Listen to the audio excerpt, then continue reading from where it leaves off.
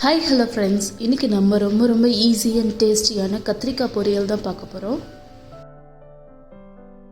கத்திரிக்காய் பொரியலான்னு நிறைய பேர் யோசிக்கலாம். பட் இன்றைக்கி நம்ம இந்த மாதிரி வயலட் கலர் கத்திரிக்காயில் தான் பொரியல் செய்ய போகிறோம்.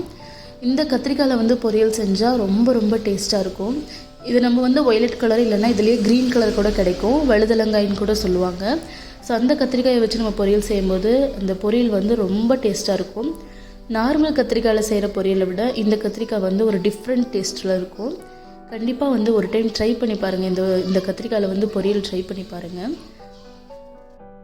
இப்போ நான் இந்த கத்திரிக்காவை சின்னதாக கட் பண்ணி தண்ணியில் போட்டு வச்சுக்கிறேன். தண்ணியில் போடலைன்னா கத்திரிக்காய் காரி போயிடும், டேஸ்ட் நல்லாவே இருக்காது.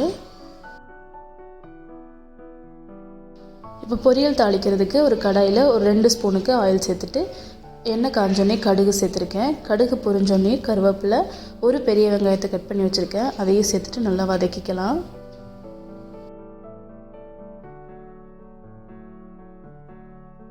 வெங்காயம் நல்லா வதங்கினோடனே கட் பண்ணி வச்சுருக்கிற கத்திரிக்காயிலையும் சேர்த்துக்கலாம்.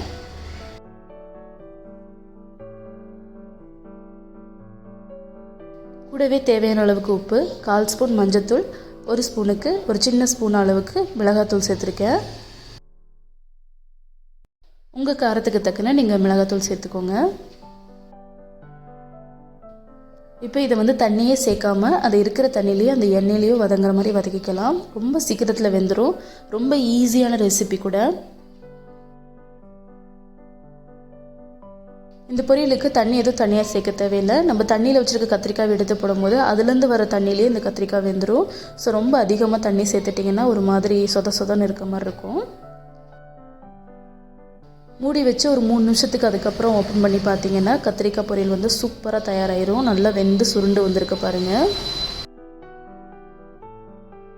கடைசியாக இது கூட ஒரு 1/4 மூடி அளவுக்கு தேங்காய் துருவல் சேர்த்துக்கலாம்.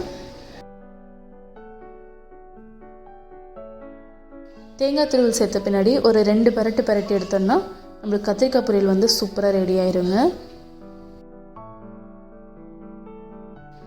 என்கிட்ட தேங்காய் துருவி இல்லை, அதனால் ஒரு 2-3 பல்லு தேங்காவை சின்னதாக கட் பண்ணி மிக்ஸி ஜாரில் போட்டு 2 பல்ஸ் பண்ணி அதில் சேர்த்துருக்கேன்.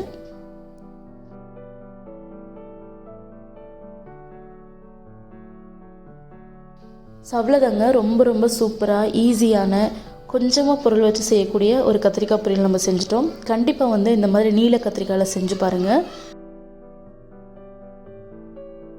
அதாவது நீட்டமான கத்திரிக்காய், அது ப்ளூ கலர் வயலட் கலராக இருந்தாலும் சரி, க்ரீன் கலராக இருந்தாலும் சரி, ரெண்டுமே டேஸ்ட் நார்மல் கத்திரிக்காயை விட வித்தியாசமாக தான் இருக்கும். ஸோ இந்த ரெசிபியை ட்ரை பண்ணி பார்த்துட்டு எப்படி வந்துச்சுன்னு உங்கள் கமெண்ட்ஸ் எனக்கு சொல்லுங்கள்.